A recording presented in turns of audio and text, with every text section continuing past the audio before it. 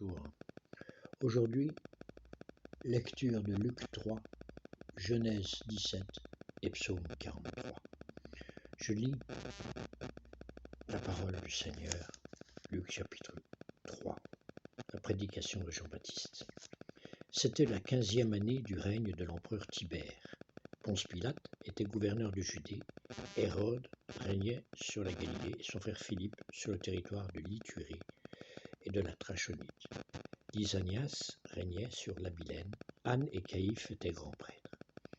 La parole de Dieu se fit alors entendre à Jean, fils de Zacharie, dans le désert. Jean se mit à parcourir toute la région voisine de la rivière du Jourdain. Il lançait cet appel: « Changez de vie, faites-vous baptiser, et Dieu pardonnera vos péchés. » Ainsi arriva ce que le prophète Ésaïe avait écrit dans son livre.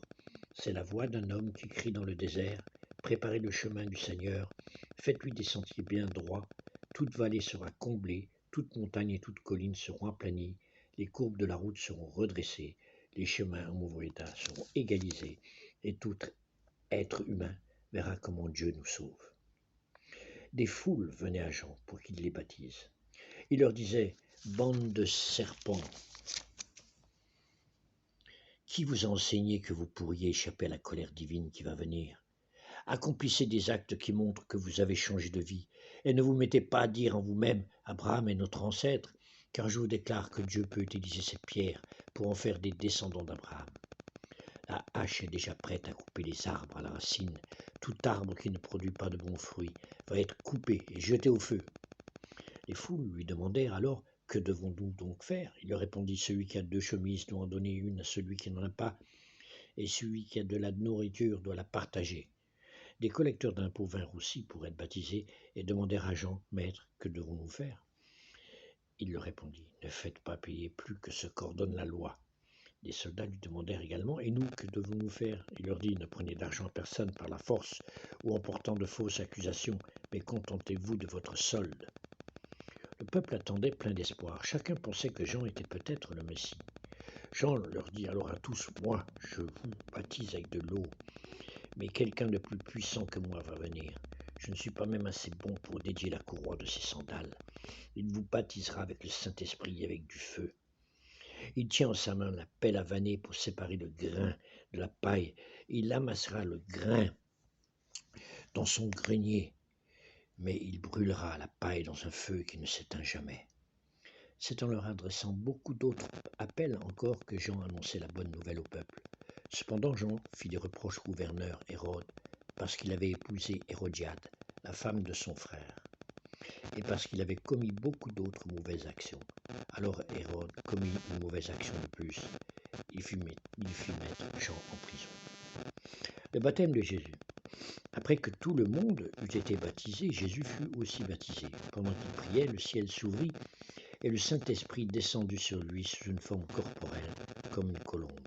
Et une voix se fit entendre du ciel: « Tu es mon Fils bien-aimé, je mets en toi toute ma joie. » La généalogie de Jésus. Jésus avait environ 30 ans lorsqu'il commença son œuvre.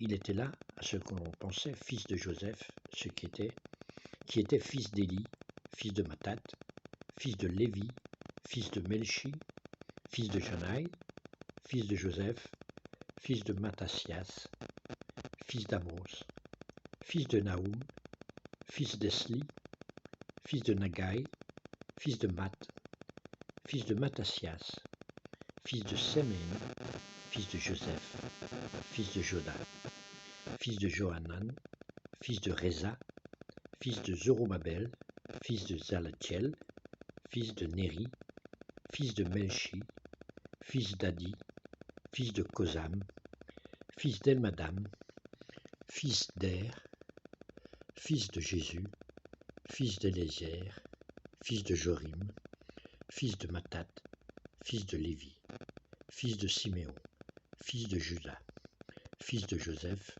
fils de Jonam, fils d'Eliakim, fils de Méléa, fils de Ména, fils de Matata, fils de Nathan, fils de David, fils de Jessé, fils de Jobed, fils de Boz, fils de Salah, fils de Naasson, fils d'Aminadab, fils d'Admin, fils d'Arni, fils d'Esrom, fils de Pharès, fils de Juda, fils de Jacob, fils d'Isaac, fils d'Abraham, fils de Tara, fils de Nachor, fils de Sérur, fils de Rago, fils de Phalec, fils d'Héber, fils de Sala, fils de Caïnaïm, fils d'Arphaxad, fils de Sem, fils de Noé, fils de Lamech, fils de Mathusala, fils d'Enoch, fils de Jared, fils de Maléléel, fils de Caïnan, fils d'Énos,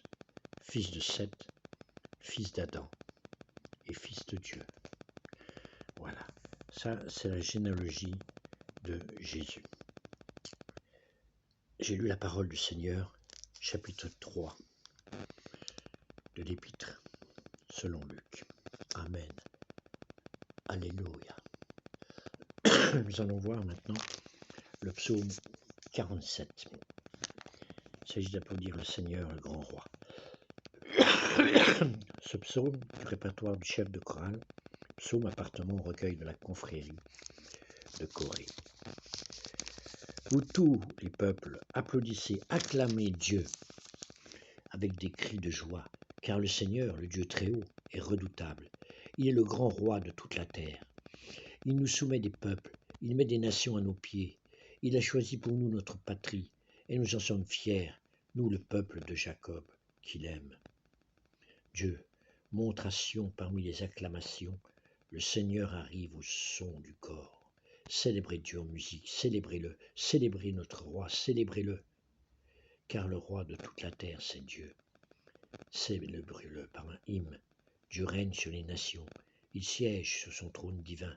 Les princes des nations se joignent au peuple du Dieu d'Abraham, car c'est de Dieu que dépendent les rois, les protecteurs de la terre. Il est au-dessus de tout. C'était la parole du Seigneur. Amen, alléluia. C'était le psaume 47. Nous allons voir maintenant Genèse 17. Je lis les paroles du Seigneur. Il s'agit de l'alliance de Dieu avec Abraham. Amen. Lorsqu'Abraham fut âgé de 99 ans, l'Éternel apparut à Abraham et lui dit : Je suis le Dieu Tout-Puissant, marche devant moi et sois intègre. J'établirai mon alliance entre moi et toi, et je te multiplierai considérablement. Abraham tomba le visage contre terre, et Dieu lui dit : Voici quelle est mon alliance avec toi. Tu deviendras le père d'un grand nombre de nations. On ne t'appellera plus Abraham, mais ton nom sera Abraham, car je te rends père d'un grand nombre de nations. Je te ferai beaucoup proliférer. Je ferai de toi des nations, des rois seront issus de toi. J'établirai mon alliance entre moi et toi, ainsi que tes descendants après toi, au fil des générations. Ce sera une alliance perpétuelle, en vertu de laquelle je serai ton Dieu et celui de ta descendance après toi. Je te donnerai à toi et à tes descendants après toi le pays où tu séjournes en étranger, tout le pays de Canaan. Il sera leur propriété pour toujours, et je serai leur Dieu. Dieu dit à Abraham : Quant à toi, tu garderas mon alliance, toi et tes descendants après toi, au fil des générations. Voici quelle est mon alliance, celle que vous garderez entre moi et vous, ainsi que ta descendance auprès de toi. Tout garçon parmi vous sera circoncis. Vous vous circoncirez et ce sera un signe d'alliance entre moi et vous. À l'âge de 8 jours, tout garçon parmi vous sera circoncis, et ce à chacune de vos générations, qu'il soit né chez toi ou qu'il ait été acheté à un étranger, en dehors de ta descendance. On devra circoncire celui qui est né chez toi et celui que tu as acheté. Mon alliance sera inscrite dans votre chair comme une alliance perpétuelle. Un homme incirconcis qui n'aura pas été circoncis dans son corps sera exclu de son peuple. Il aura violé mon alliance. Dieu dit à Abraham : Quant à ta femme Sarai, tu ne l'appelleras plus Sarai par son nom, car son nom est Sarah. Je la bénirai, et je te donnerai un fils à travers elle. Je la bénirai, et elle donnera naissance à des nations, des rois seront issus d'elle. Abraham tomba le visage contre terre, il rit et dit dans son cœur : Un fils pourrait-il naître à un homme de 100 ans, et Sarah, âgée de 90 ans, pourrait-elle mettre un enfant au monde ? Abraham dit alors à Dieu : Si seulement Ismaël pouvait vivre devant toi. Dieu dit : C'est certain, ta femme Sarah te donnera un fils, et tu l'appelleras Isaac. J'établirai mon alliance avec lui comme une alliance perpétuelle pour sa descendance après lui. En ce qui concerne Ismaël, je t'ai exaucé. Je le bénirai. je le ferai proliférer, et je le multiplierai considérablement. Il aura pour fils 12 princes, et je ferai de lui une grande nation. Cependant mon alliance, je l'établirai avec Isaac, le fils que Sarah te donnera à cette époque-ci de l'année prochaine. » Lorsqu'il eut fini de lui parler, Dieu s'éleva au-dessus d'Abraham. Abraham prit son fils Ismaël, ainsi que tous ceux qui étaient nés chez lui, et tous ceux qu'il avait achetés, tous les hommes parmi les membres de son foyer, et il les circoncit le jour même, conformément à l'ordre que Dieu lui avait donné. Abraham était âgé de 99 ans lorsqu'il fut circoncis. Quant à son fils Ismaël, il était âgé de 13 ans lorsqu'il fut circoncis. Le jour même, Abraham fut circoncis, ainsi que son fils Ismaël, et tous les membres de son foyer, qu'ils soient nés chez lui ou étaient achetés à des étrangers, furent circoncis avec lui. Amen, alléluia, c'était la parole du Seigneur. Genèse, chapitre 17. Je vous souhaite une excellente journée, mes frères et mes sœurs. Que le règne de Dieu agisse dans votre vie, dans chaque secteur de votre vie, et que le Saint-Esprit soit avec vous. Amen.